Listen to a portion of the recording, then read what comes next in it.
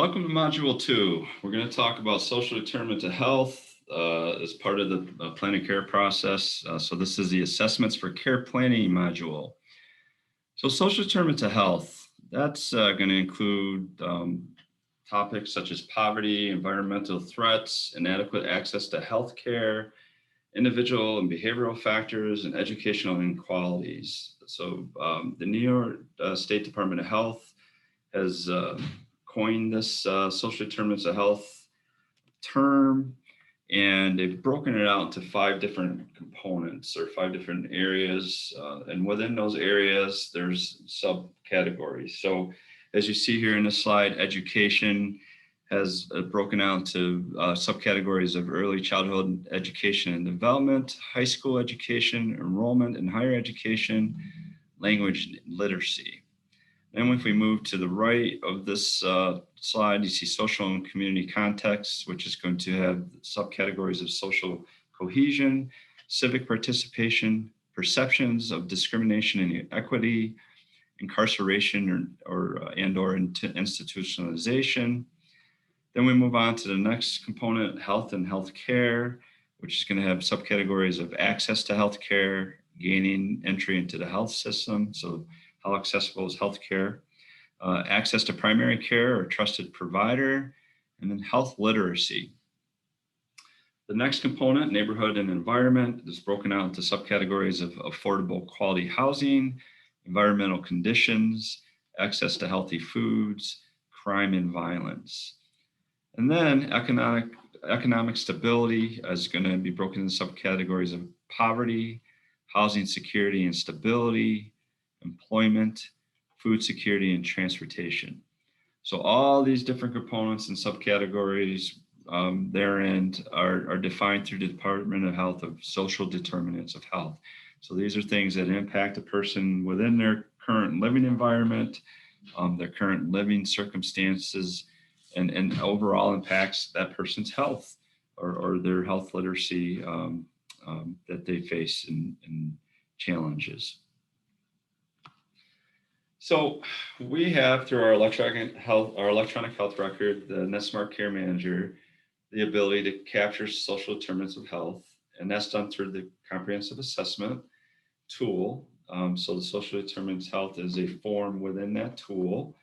And we have a separate social determinants of health training that talks more about the social determinants of health form, and how to fill that out. But I just wanted to show here for purposes for today's training, how you would get to that and within the comprehensive assessment. So you would come to the social determinants of health tab, and that's where you would start to identify whether the assessment would be for a child or for an adult. And then it goes therefore to the different forms within the assessment. So I wanted to note here that the Care Manager note should always incorporate the status of a member's identified goals and objectives as it relates to the SDOH health factors, obstacles, or successes. And we'll get into later the actual Care Manager note and further module in the training. But just to note, anytime you're working with social determinants of health with a person, you're identifying them, you're establishing goals through a social determinant health factor, you want to make sure you're reflecting that through your Care Manager note for the plan of care. So we get into the comprehensive assessment a little bit further in the training, but at the moment, I just wanted to make sure that, when you're talking about comprehensive assessment, the actual tool within NetSmart or electronic health record, that you're looking at service needs currently being addressed, service and resource needs needing or requiring referral. You're looking at gaps in care and barriers to service access for the person. You're looking at the person's strengths, goals, resources that are available to enhance the care coordination efforts that will empower that person for choice and decision-making. And you're looking at risk factors that are not limited to or will include the person's harm to self or others, persistent use of substances that impact their wellness, meaning the person's wellness, independent living skills, coping skills, food and or housing instabilities that that person may be facing or lacking. Then you start to prepare yourself, meaning you as the care manager or coordinator, how do you start to get in the mindset to start filling this assessment out? Well, the first thing that we recommend is you get an awareness of the actual tool first, right? So I would review that before you actually go to fill that out with the person, just so you understand the flow of it, understand, the different types of questions that are going to be asked. So you want to get familiarized with the tool. Then you're going to introduce that to the person, the member or the client, and you want to talk to them, what they should be expecting when you go through the tool with them. So you've taken the time to familiarize yourself with the tool. Now you want to give them the heads up of what are the types of questions that are going to come forth, the types of things you're going to be asking, and the why behind it. Why are you asking these questions? Why you want to gain this knowledge from this person? Well, so you can better support them toward their goal attainment that you're working on, or the objectives towards the goals that they're working on. You want to be sensitive to that person's body language when you start to talk with them. Be flexible in the discussion, because if it's an area that they're not really comfortable with, you don't want to pressure them to answer at that time, especially. You want to maybe give them some time to think about that. You can come back to that question. You may have certain people that just downright refuse to answer certain questions. So, in those circumstances, you have to address accordingly and move on. Completing the assessment, it may take more than once, as I indicated. You may get situations where that person has a hard time talking through certain topics and questions. There may be scenarios that the person just doesn't know, and you need to look into it a little bit further to get certain answers. Through different resource documents that you have consent to obtain. So it could take a number of different times. And you may be collaborating with the person's family. So you might be following up with them on certain questions and answers if the member or client's comfortable with that and is given consent to do so.